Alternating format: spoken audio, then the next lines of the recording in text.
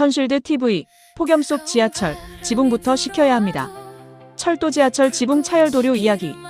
지하철이 지상으로 올라오는 순간, 한여름 오후입니다. 지하터널을 달리던 지하철이 천천히 지상 구간으로 올라옵니다. 터널 안에서는 햇빛이 없었습니다.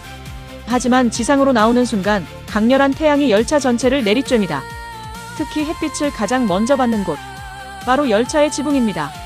우리는 시원한 객실 안에 있기 때문에 잘 느끼지 못합니다. 하지만 열차 위에서는 또 다른 일이 벌어지고 있습니다. 뜨거운 태양 에너지가 열차 지붕을 계속 가열하고 있기 때문입니다. 그렇다면 질문 하나. 열차 지붕이 뜨거워지지 않게 할 수 있다면 냉방도 훨씬 쉬워지지 않을까요? 장면 1. 여름철 지붕은 얼마나 뜨거워질까? 한여름 햇빛 아래 금속과 콘크리트, 아스팔트 표면은 우리가 생각하는 것보다 훨씬 뜨거워집니다. 첨부된 손쉴드 자료에서는 일반 강철 지붕의 여름철 표면 온도가 약 60도에서 80도까지 올라갈 수 있다고 설명합니다. 실제로 기존 지붕의 표면 온도를 측정한 사례에서는 70도가 기록됐고 아스팔트 싱글 지붕에서는 78도가 측정됐습니다. 그런데 손쉴드를 적용한 지붕은 같은 강한 햇빛 아래에서도 38도가 측정된 사례가 있습니다. 차이는 놀랍습니다. 중요한 것은 단순히 지붕이 뜨겁다는 사실이 아닙니다. 그 열이 어디로 가느냐는 것입니다. 장면 2. 지붕의 열은 객실 안으로 들어온다. 태양이 열차 지붕을 가열합니다. 뜨거워진 지붕의 열은 지붕 위에만 머물지 않습니다. 금속판과 내부 구조를 지나 천장 방향으로 전달됩니다. 그리고 결국 객실의 냉방기가 처리해야 하는 열부하가 됩니다. 밖에서는 태양이 열을 넣고 안에서는 에어컨이 그 열을 다시 빼내고 있는 것입니다. 말하자면 열차 지붕과 에어컨이 서로 힘겨루기를 하고 있는 셈입니다. 장면 3. 에어컨을 더 세게 틀면 해결될까?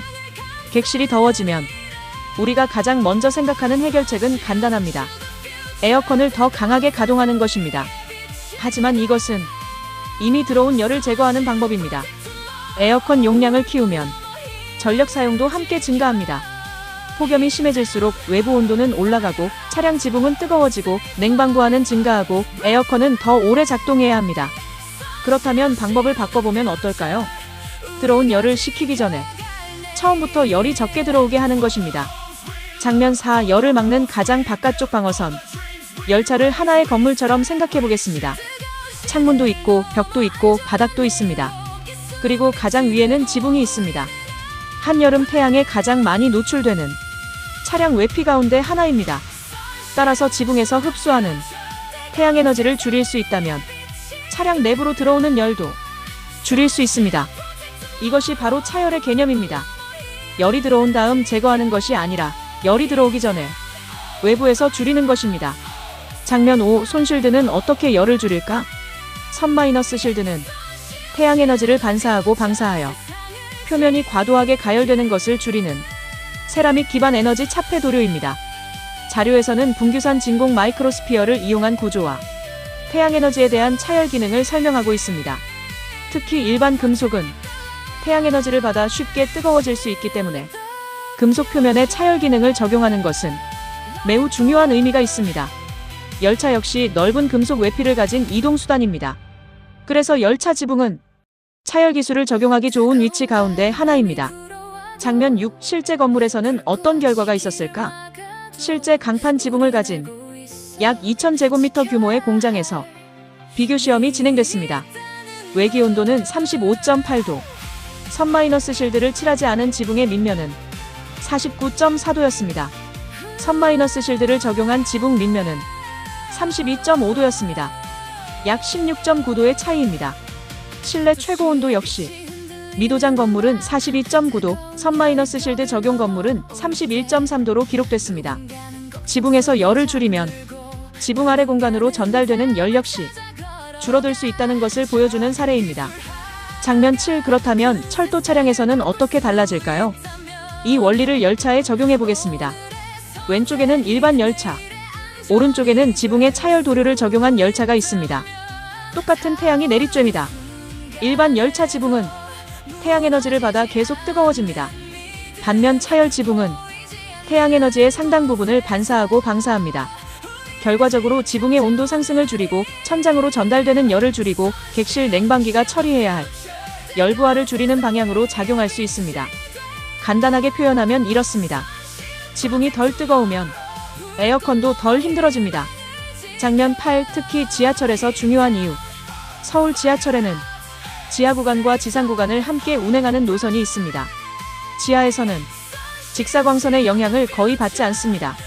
하지만 지상으로 나오는 순간 상황이 달라집니다. 강한 태양 복사가 열차 지붕에 쏟아집니다. 한여름 폭염에서는 이 과정이 계속 반복됩니다. 지하, 지상, 다시 지하, 다시 지상. 차량 지붕의 온도도 계속 변합니다. 차열 도료를 적용하면 지상 구간에서 발생하는 급격한 지붕 가열을 줄이는 데 도움이 될 수 있습니다. 장면 9. 좋은 점 첫 번째, 냉방부하 감소. 첫 번째 효과는 냉방부하를 줄이는 것입니다. 지붕에서 들어오는 열이 줄어들면 에어컨이 제거해야 하는 열도 줄어듭니다. 손쉴드 자료에는 도쿄의 강판 지붕 사무실을 대상으로 한 분석에서 6월부터 9월까지 최상층 냉방부하가 11만 731메가칼로리에서 6만 6,319메가칼로리로 감소하여 약 40%의 냉방부하 감소 결과가 제시돼 있습니다. 물론 건물과 철도 차량의 조건은 다릅니다. 하지만 기본 원리는 같습니다. 밖에서 들어오는 열이 적어지면 냉방기가 처리할 열도 줄어듭니다. 장면 10. 좋은 점 두 번째, 전력 사용 감소. 냉방부하가 줄어들면 다음으로 기대할 수 있는 것은 전력 사용 감소입니다. 열차 한 대만 생각하면 작은 차이처럼 보일 수 있습니다. 하지만 하루 종일 움직이는 수많은 지하철과 철도 차량을 생각해 보십시오. 그리고 그것이 한 달, 한여름, 매년 반복된다면 이야기가 달라집니다. 전동차는 사람만 운반하는 것이 아닙니다. 냉방을 위해 상당한 전기도 사용합니다. 차량 한 대의 작은 에너지 절감이 전체 철도망에서는 큰 절감이 될 수 있습니다. 장면 11. 좋은 점 세 번째, 승객은 더 쾌적하게.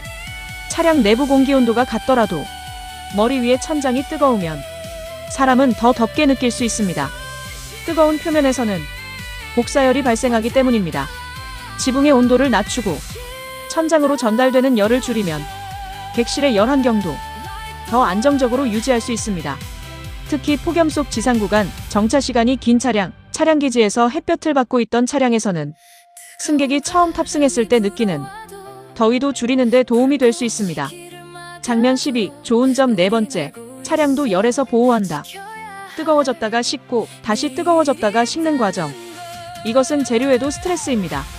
손실드 관련 자료에서는 강철 구조물이 반복적인 태양열에 노출될 경우 열팽창과 수축이 반복되고 장기적으로 도막의 균열이나 박리, 부식과 같은 문제에 영향을 줄 수 있다고 설명합니다.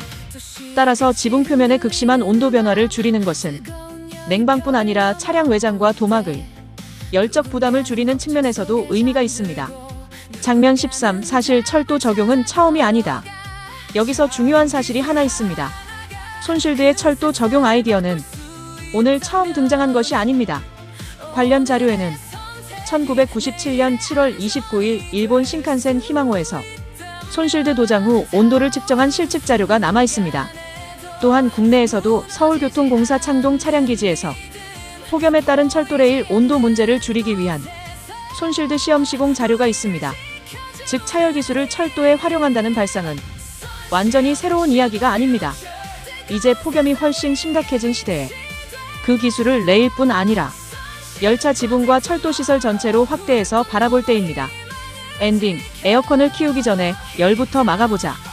한여름 도시를 달리는 지하철과 고속열차가 보입니다. 뜨거운 태양이 열차 위로 쏟아집니다. 일반 열차의 지붕은 붉은 열화상으로 달아오릅니다. 그 옆을 달리는 열차의 지붕에는 차열 코팅이 적용되어 있습니다. 상대적으로 안정된 온도로 보입니다. 카메라가 열차 지붕에서 객실 내부로 내려옵니다. 승객들은 편안하게 이동하고 있습니다. 그리고 다시 카메라가 도시 전체로 올라갑니다. 수많은 열차가 철도를 달리고 있습니다. 폭염 시대의 철도 냉방.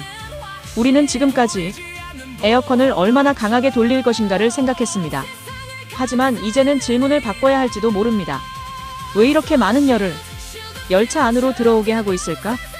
열을 받은 다음 식히는 것보다 열이 들어오기 전에 줄이는 것. 철도 지붕의 작은 변화가 냉방 에너지와 승객의 쾌적함, 그리고 철도의 미래를 바꿀 수도 있습니다. 폭염 시대의 철도. 이제 지붕부터 생각할 때입니다.